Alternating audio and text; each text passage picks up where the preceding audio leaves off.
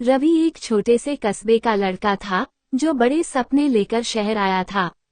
घर की आर्थिक स्थिति अच्छी नहीं थी, इसलिए उसने एक फूड डिलीवरी कंपनी में नौकरी कर ली।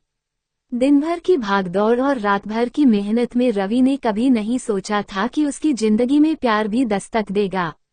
एक दिन रवि को एक ऑर्डर देने के लिए शहर के पॉश इलाके में जाना पड़ा। वह बड़ी सी कोठी देखकर थोड़ा झिझक गया। दरवाजा खटखटाने पर एक लड़की, निशा, बाहर आई। वह बेहद खूबसूरत थी। निशा ने ऑर्डर लेते हुए मुस्कुराकर कहा, थैंक यू। रवि के लिए यह पहली बार था जब कोई ग्राहक इतनी खुशी और विनम्रता से मिला। उसकी मुस्कान ने रवि के दिल में हलचल मचा दी, लेकिन वह जानता था कि वह सिर्फ एक डिलीवरी बॉय है और यह प्यार संभव नहीं। रवि ने अपने काम पर ध्यान दिया, लेकिन निशा का चेहरा बार बार उसकी आंखों के सामने आ जाता। कुछ दिनों बाद निशा ने फिर से ऑर्डर किया और फिर वही मुस्कुराहट रवि को देखने को मिली। धीरे धीरे निशा और रवि के बीच बातचीत बढ़ने लगी। रवि ने महसूस किया कि निशा के अंदर सिर्फ बाहरी खूबसूरती नहीं, बल्कि एक प्यारा और समझदार दिल भी है। एक दिन निशा ने पूछा, तुम इतना काम करते हो, थकते नहीं हो? रवि ने हल्की मुस्कान के साथ जवाब दिया, थकान महसूस करने का वक्त कहाँ है, दीदी। निशा ने उसे रोकते हुए कहा, मुझे दीदी मत बुलाओ। रवि थोड़ा झिझक गया, लेकिन उस दिन से उनकी दोस्ती गहरी हो गई। निशा को रवि की सादगी और मेहनत से लगाव होने लगा। निशा एक कॉलेज की स्टूडेंट थी और उसके पिता एक बड़े बिजनेसमैन थे। वहीं रवि अपनी पढ़ाई पूरी नहीं कर सका था। निशा ने एक दिन रवि से पूछा, तुम्हारे सपने क्या हैं? रवि ने कहा, सपने तो बहुत हैं, लेकिन इन्हें पूरा करने के लिए पैसा चाहिए, जो मेरे पास नहीं है।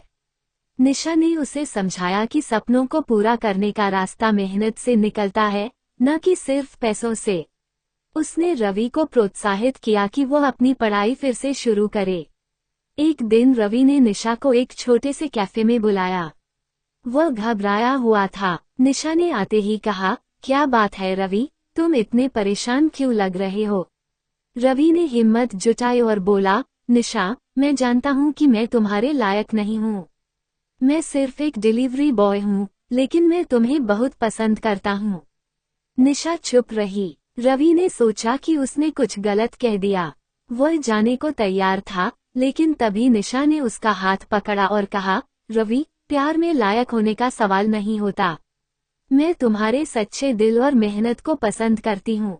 निशा के परिवार को जब उनके रिश्ते के बारे में पता चला, तो वे बहुत नाराज हुए। निशा के पिता ने उसे समझाने की कोशिश की कि रवि उसके काबिल नहीं है, लेकिन निशा ने साफ कह दिया कि वह रवि से ही शादी करेगी। रवि ने ये सब सुना और निशा से कहा, तुम्हें अपनी जिंदगी बर्बाद नहीं करनी चाहिए। निशा ने जवाब दिया, जिंदगी तब बर्बाद होती है जब हम अपने दिल की ना सुने। रवि ने अपनी मेहनत जारी रखी और निशा के प्रोत्साहन से उसने एक छोटा रेस्टोरेंट खोल लिया। उसकी मेहनत रंग लाई और कुछ सालों में वह एक सफल बिजनेसमैन बन गया। निशा के परिवार ने भी रवि की मेहनत और प्यार को स्वीकार कर लिया। अंत में रवि और निशा ने शादी की और एक खुशहाल जीवन की शुरुआत की।